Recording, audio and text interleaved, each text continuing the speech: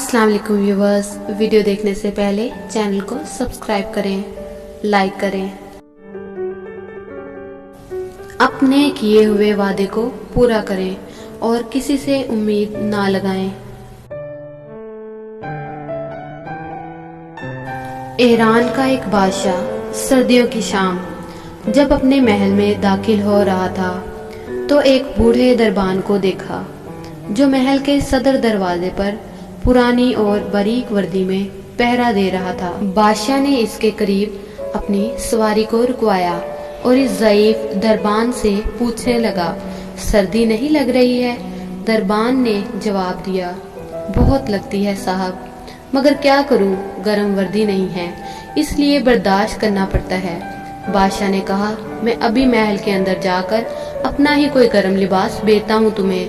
दरबान ने खुशी से बादशाह को सलाम किया और बहुत शुक्रगुजार हुआ, लेकिन बादशाह जैसे ही गर्म महल में दाखिल हुआ, बाहर दरबान से किया वादा भूल गया।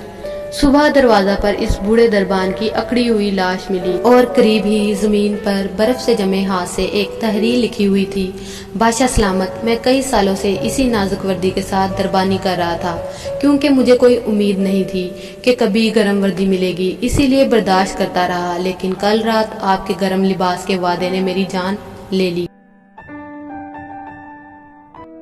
सहारे और उम्मीदें इंसान को खोखला कर देते हैं। मज़ीद ऐसी वीडियोस के लिए हमारी पिछली वीडियोस भी देखें। शुक्रिया।